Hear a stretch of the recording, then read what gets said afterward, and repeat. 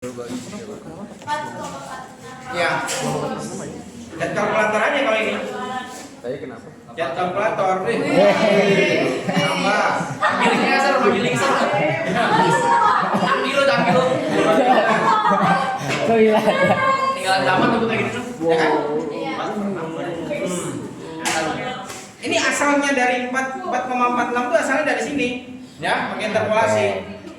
Oke. Ambilnya cuma Nah, yang 90 persentil juga sama metodenya. Cari dulu urutan keberapa, terus cari lokasinya di mana. Ya, kemudian pakai interpolasi. Ini urutan ke dari 90 per 100 dikali 120. Dapatlah urutan ke 108. Ya. Nah, 108 ini ada di mana? 108 itu ada di mana? Cari dulu di datanya ini, di tabelnya. Ini kan totalnya ada 120. Ya kan? Ada 120, ini udah 19. Berarti ada di sini dong. Ya kan? Betul. Ini kan berarti 120 dikurangin 19 berarti 101 masuk data ke sini kan? Yeah. 101 udah masuk ke kolom terakhir kan? Yeah. Kelas terakhir. Berarti urutan ke 108 ada di kolom terakhir kan? Ada di kelas terakhir. Gitu. Ya. Nah, jadi ya sama. Berarti urutan persentil 90 ada di mana? Ya pakai interpolasi lagi. Interpolasi.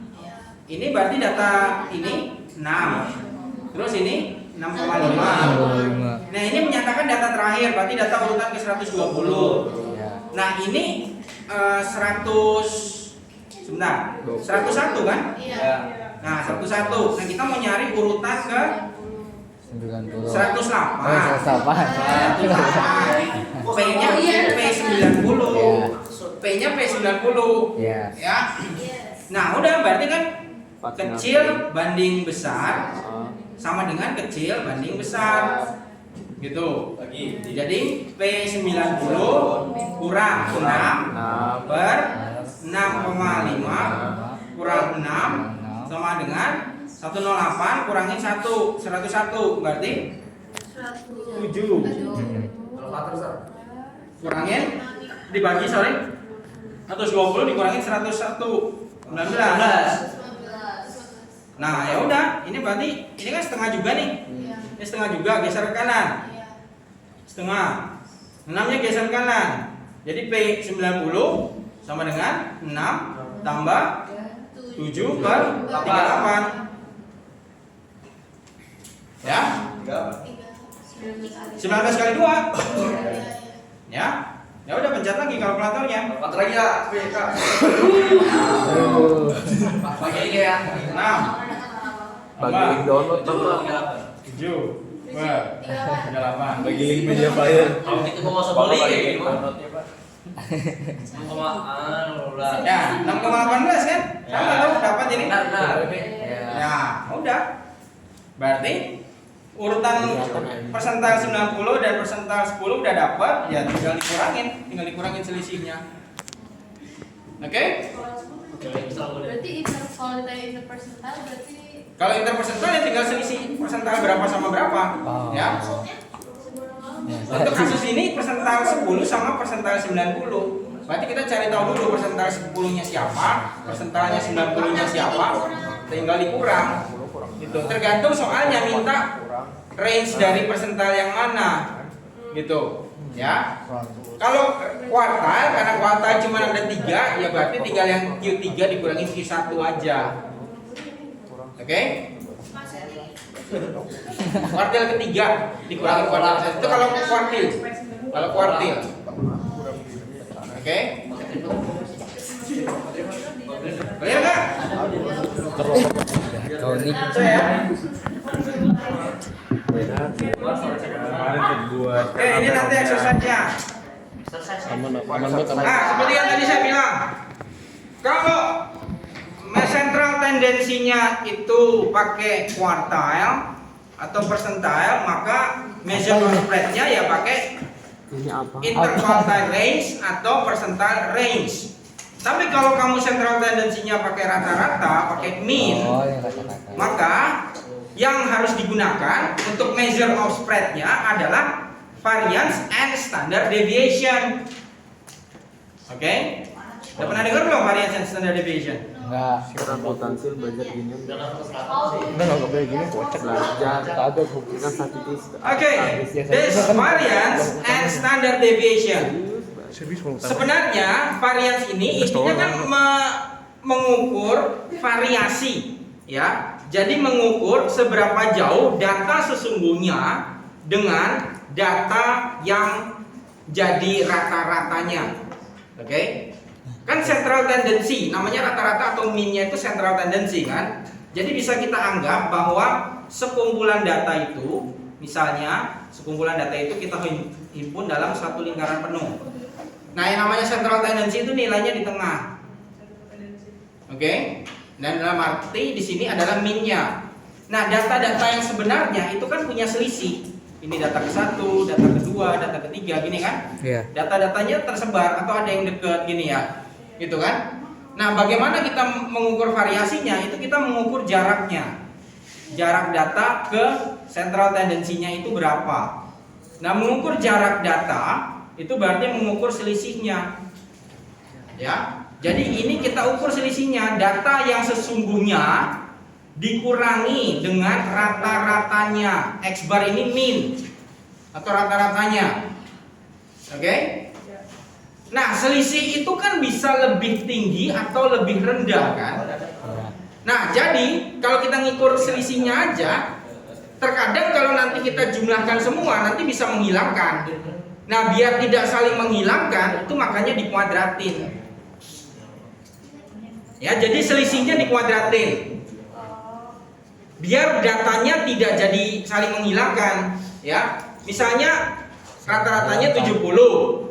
Data yang satu 65, data yang satunya 75. Berarti kan selisihnya sama-sama 5 kan?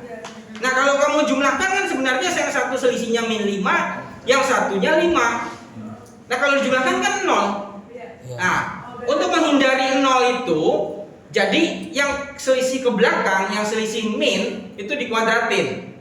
Jadi 5 dikuadratin. Selisih yang ke depan 5 juga dikuadratin. Jadi kalau ditambah itu dia tetap hasilnya, tetap positif. Itu tujuan pengkuadratannya. Ya. Dan itu kita lakukan ke seluruh data yang ada. Ditambahin semua. Itu namanya sigma di situ. Oke? Nah, kemudian kita bagi dengan ada berapa data yang kita punya. Gitu. Ya. Bisa kebayang? Ini sama lumayan. Nah, ingat kalau kita menjumlahkan sebuah data, terus kita bagi dengan banyaknya data, itu apa sebenarnya? Mean kan? Rata-rata kan? Nah, ini yang kita bagi dengan total data ini, itu adalah penjumlahan selisih data sebenarnya dengan rata-ratanya.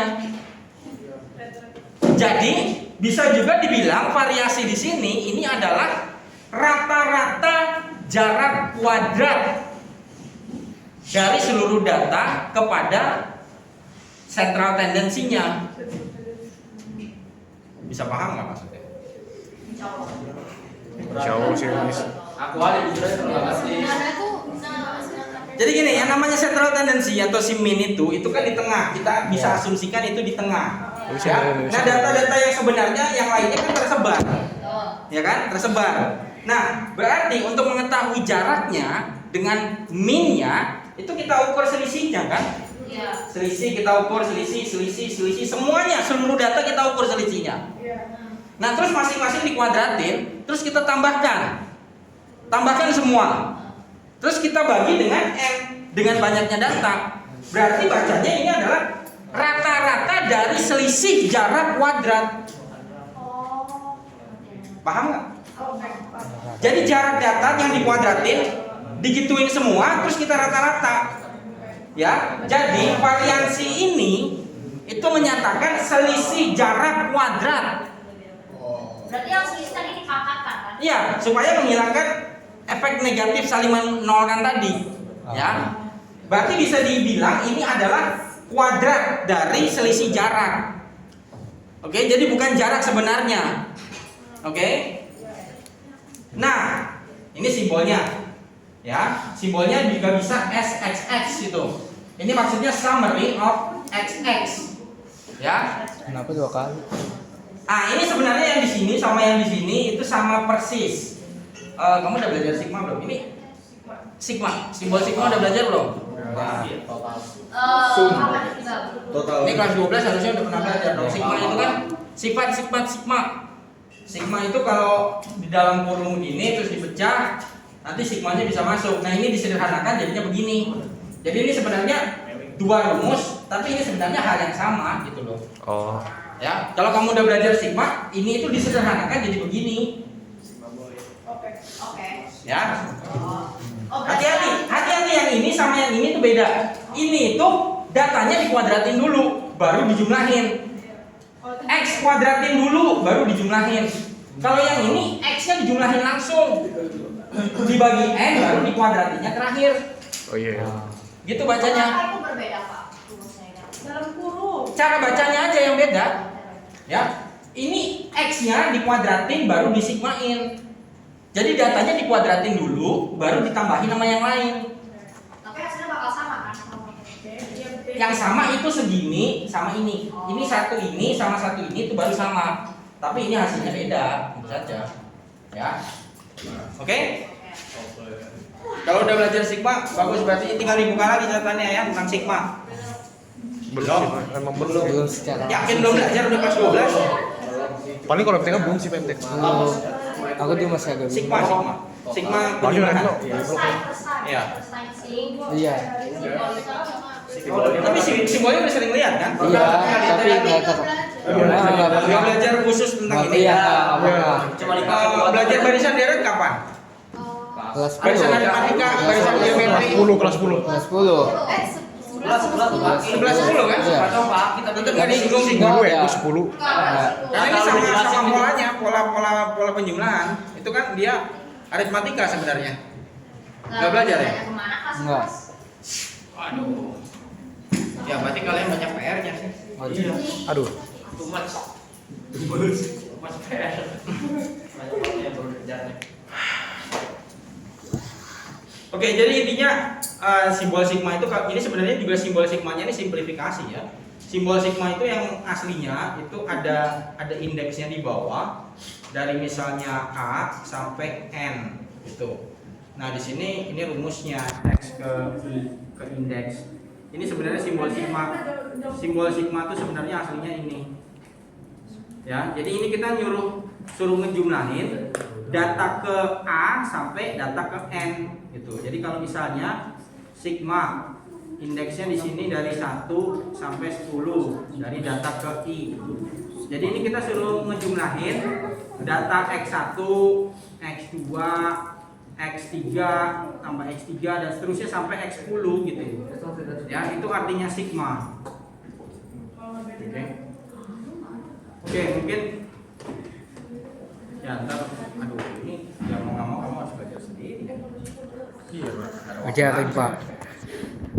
Ya yang les tanyain ya, tanyain guru lesnya sigma itu gimana sifatnya, nggak banyak sih tapi harus paham. Nah, karena ini tadi yang namanya varians itu adalah rata-rata dari jarak kuadrat, berarti sebenarnya dia bukan jarak data sebenarnya karena udah dikuadratin ya. Nah, untuk mencari jarak sebenarnya itu tentu saja kita harus juga menghilangkan efek kuadrat tadi. Nah, menghilangkan efek kuadrat tadi berarti diakali. Nah, ini makanya diakarin.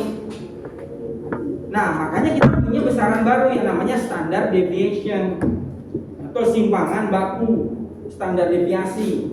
Nah, standar deviasi itu adalah akar dari variansi. Ini kan yang di dalam ini kan ya dia juga ini variansi. Ya. Oke. Jadi simpangan baku atau standard deviation kalau bahasa Inggrisnya itu simbolnya ini sebutnya juga sigma ya, tapi sigma yang kecil. Ya. Ya, Greek letter itu juga ada huruf kecil huruf besarnya. Ya. Ini sigma kecil nih, ya. Sigma standard deviation itu adalah akar dari varians. Gitu. Nah, jadi akar dari varians. Setelah kita ngitung varians terus diakarin, maka dia jadi namanya berubah. Namanya berubah menjadi standard deviation. Nah, standard deviation itulah menjadi ukuran jarak sebenarnya antara rata-rata dengan data yang lain. Gitu. Oke? Paham nggak? Paham ya? Oke. Nonton ulang aja video. Nah, sekarang bagaimana cara menganalisanya? Kalau seandainya nilai standar deviasi itu bagus yang besar atau bagus yang kecil? Misalnya kamu diberi kumpulan data, dikasih tahu rata-ratanya berapa, terus dikasih tahu data standar deviasinya berapa. Nah, data yang bagus itu standar deviasinya harus besar atau harus kecil? Kecil. Kecil. Kenapa? Karena deviasi. Deviasi tadi apa sih, gue lupa deh. Simpangan baku ya. Iya, simpangan, biar simpangan yang kecil, Sir. Iya, Ya, biar nggak terjadi. Ya, sesuai dengan namanya. Itu apa sih? Ya. Semua di dalam matematis istilah-istilah itu bisa digunakan untuk berlogikanya. Ya, logika dasarnya kita namanya juga deviate, penyimpangan. Ya, jadi penyimpangan yang besar yaitu berarti datanya jelek. Ya, jadi kalau rata-ratanya misalnya 70, tapi simpangannya misalnya 20, ya berarti variasinya bisa lebih 20 ke atas, bisa 20 ke bawah. Jadi 70 rata-rata itu tidak menyatakan data sebenarnya. Berarti variasinya bisa dari 90 sampai 50 gitu. Ya. Itu makna dari standar deviasi. Jadi kalau standar deviasinya kecil, misalnya cuma 0, ya berarti rata-rata itu menyatakan keadaan sebenarnya.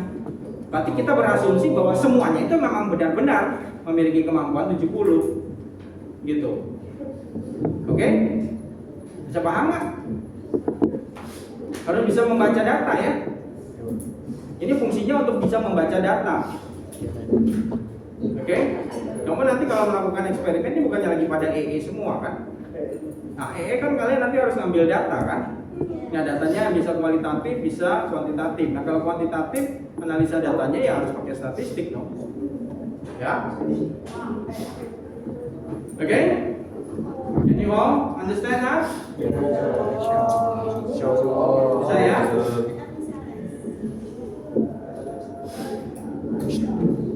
Ya, kalau belajar sama guru les selalu nanya ya, itu asalnya dari mana, kenapa bisa begitu? Ya, jadi jangan terima jadi ngitungnya aja, cara ngitungnya. Oke? Nah, ini contohnya nih, cara menghitung. Find the variance and standard deviations of the mark of the 7 student. Jadi kalau kita punya data individual ini, untuk mencari variansi atau standard deviation, kita harus cari rata-ratanya dulu, cari mean-nya. Berarti di sini kita jumlahin dulu sigma x, tambahin, dapat. Kalau udah dikuadratin datanya, masing-masing kuadratin, tambahin. Itulah sigma x kuadrat. Ya. Dapat berapa? Nah, baru kita masukin rumus. Varians itu simbolnya sigma kuadrat. Ya. Atau s kuadrat. Gitu. Nah, ini tadi simbolnya, ini pakai rumusnya yang ini. Jadi terserah kamu mau pakai rumus yang sebelah kiri atau mau pakai rumus yang sebelah kanan, nggak masalah. Hasilnya akan sama selama hitungnya benar. Ya. Ini dia pakai rumus yang di kanan. Jadi dia sigma x kuadrat yang dipakai dibagi n. Sigma x kuadratnya 218, n-nya datanya, banyaknya data ada 7. Gitu. Dikurangin sama ini 36/7 ini rata-ratanya nih. Sigma x dibagi n. Rata-rata dikuadratin. Sama dengan sekian. Udah, ini dapat variansnya. Ketemu varians, kamu akarin, jadilah standard deviation. Jadi simpangan bakunya. Oke? Simpel ya. Ini untuk data tunggal. Kalau data tunggalnya berulang, kamu tinggal cari kali frekuensinya aja. Misalnya yang 3 ini ada 3 kali, atau yang 4 ini ada 3 kali, atau yang 6 ini misalnya ada 4 kali, gitu. Nah, itu tinggal dikali frekuensinya aja. Setiap diselisihkan. Ya. Jadi bedanya tinggal kali frekuensi, tinggal nambah kali frekuensi. Sebenarnya dilakukan hal yang sama. Ya. Ah, ini contohnya ya. Ini contohnya. Data tunggal tapi datanya banyak. Ya. Ini. Datanya yang time span. Frekuensinya yang 317 ini frekuensinya.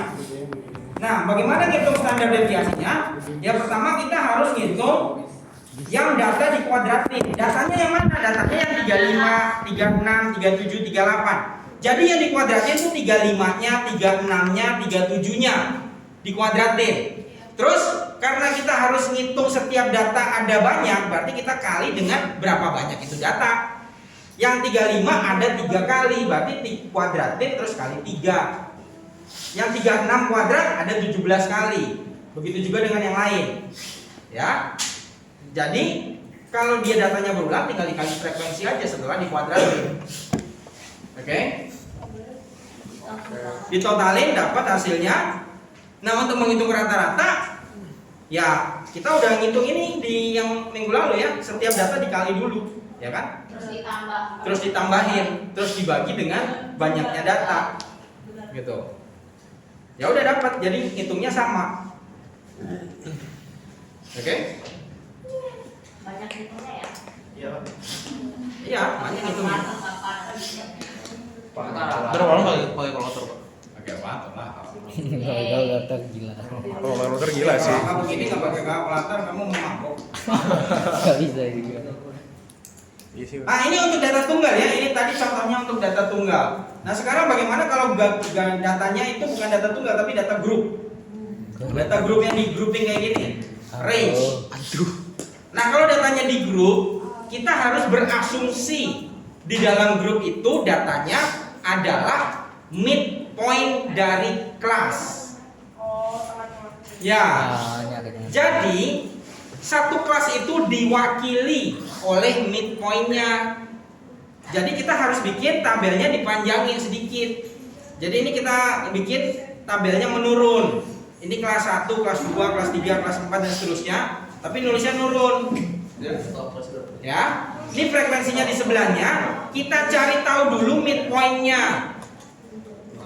Midpointnya tinggal batas kelas atas ditambah batas kelas bawah dibagi 2. Tambahin bagi 2, ujung kiri ujung kanan tambahin bagi 2. Ini 0 tambah 5 bagi 2, makanya dapat 2,5 tuh. Ini 10 tambah 5, 15 bagi 2, 7,5. Begitu seterusnya. Itu midpointnya. Nah, midpoint inilah yang kita asumsikan sebagai data tunggalnya. Ya. Jadi si data ini kalau menghitung rata-rata midpointnya kali frekuensi, midpoint kali frekuensi, midpoint kali frekuensi. Ini ya. Hasilnya begini. Nah, kalau yang ini data midpointnya dikuadratin dulu. Jadi 2,5 dikuadratin baru dikali 4. Dapatlah segini 25. Yang ini dihasilkan dari 7,5 dikuadratin dikali 15, dapatlah ini. Dihitung satu-satu setiap baris. Ya. Ya, karena frekuensinya 0. Ya. Nah, setelah itu berarti kalau kita jumlahin ke bawah, ini adalah sigma fx-nya nih, yang 285. Yang sebelah kanan ini adalah sigma fx kuadrat. Tuh. Dan menggunakan rumus yang tadi, nah ini buku ini sukanya pakai rumus yang udah disederhanakan, ya, bukan rumus aslinya. Kalau rumus aslinya kan setiap data dikurangin dulu, baru dikuadratin dijumlahin. Kalau ini dia sukanya pakai yang dikuadratin masing-masing terus dijumlahin, dibagi banyak data, dikurangin, total dibagi banyak data atau rata-ratanya dikuadratin. Gitu. Gampang pakai rumus yang mana, Pak? Yang Ya itu relatif sih kalau masalah gampangan, ya. Cuman kalau buku ini ngasih contohnya pakai yang kedua tadi, ya. Kalau cara satu berarti yang panjang gitu dong. Iya, kalau cara satu itu yang lebih panjang, ya. Tapi maknanya tetap sama. Gitu. Intinya kalau kamu yang hitung awal itu masih varians namanya, ya. Kalau udah diakarin baru jadi standar deviasi. Oke? Bisa dimengerti? Bisa, insya Allah. Bisa ya? Aduh. Ya udah selesai. Oh, dikit lagi nih, satu coding. Aduh, coding. Coding. Coding. Dia belajar Kalau coding. nggak salah dulu udah pernah aja belajar Minggu statistika. depan aja pak. Udah tahu coding belum? Belum. Coding itu cuma simplifikasi, simplifikasi data yang sama, ya. Nah jadi coding itu bisa ditentukan oleh soal, tapi bisa juga kita juga yang tentukan. Umumnya adalah data itu, kumpulan data kalau ada kesamaan itu kita bisa kurangkan atau dibagi atau dikali, ya. Jadi pilihannya boleh ditambah kurang atau dikali bagi untuk menyederhanakan bilangan atau data yang aslinya. Caranya gimana? Ya ini pilihannya. Kalau ini contohnya data asli X dikurangin A dibagi B, itu jadi data yang sudah dikoding, itu Y-nya, ya. Bagaimana cara mengcoding? Ya itu tadi, terserah mau ditambah atau dikurang, atau dikali atau dibagi. Tujuannya adalah menyederhanakan data aslinya. Tujuannya itu, oke? Ini sifat umumnya aja. Umumnya tentu saja kalau kita mau menyederhanakan data dari data besar pasti kita kurang atau kita bagi. Kan tujuannya menyederhanakan ya. Kalau kita tambah bukannya makin gede. Kalau kita kali juga makin gede kan? Ya. Maka umumnya kalau menyederhanakan itu dikurang sama dibagi. MTK tuh seru kalau sebelum huruf menyerang. Nah, ini berpengaruh sama data yang sudah dikoding. Min-nya ini X bar ini min dari data asli. Kemudian Y bar ini adalah min dari data yang sudah dikoding. Nah, perhatikan di sini. Datanya diubah dikurangi A dibagi A. Maka min-nya juga berubah mengikuti operasi yang sama di sana. Dikurangi A juga, dibagi B juga, ya. Jadi kalau min itu perubahannya sesuai dengan data asli diubahnya gimana. Ya, kalau data aslinya diubahnya seperti apa, maka min-nya pasti mengikuti. Oke? Nah, terus pengaruh ke variansnya gimana?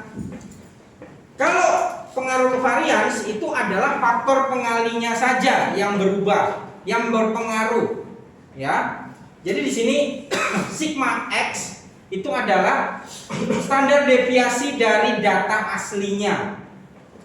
Kemudian sigma yang Y ini adalah standar deviasi data yang sudah diubah. Nah, karena datanya ini diubah dikurang A dibagi B, berarti yang berpengaruh hanya pembagian B-nya saja. Makanya di sini yang asli dibagi B, maka dia jadi yang data yang baru. Gitu. Jadi mau dikurang atau ditambah itu tidak mempengaruhi standar deviasi. Ya. Kalau datanya hanya dikurang atau ditambah, tapi nggak dikali atau nggak dibagi, maka dia nggak akan berubah. Gitu. Dan perubahannya hanya sesuai dia dibagi atau dikali. Kalau dibagi, ikut dibagi. Kalau ini misalnya saya kali C, ya ini berarti kali C juga. Gitu. Oke? Paham?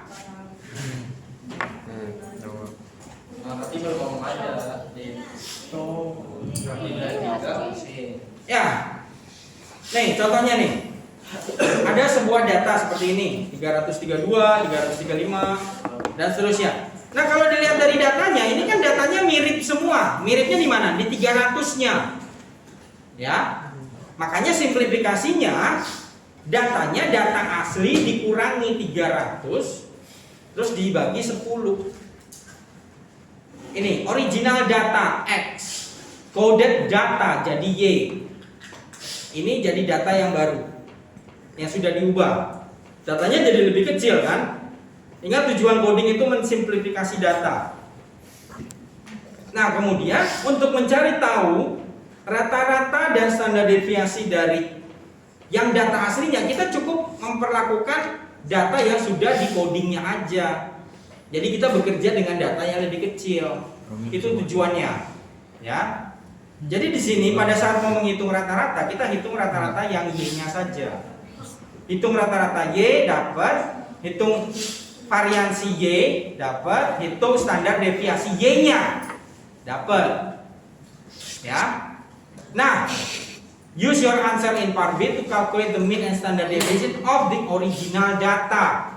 Karena kita sudah punya dari data yang sudah di-coding, maka kita bisa mencari data aslinya dengan metode.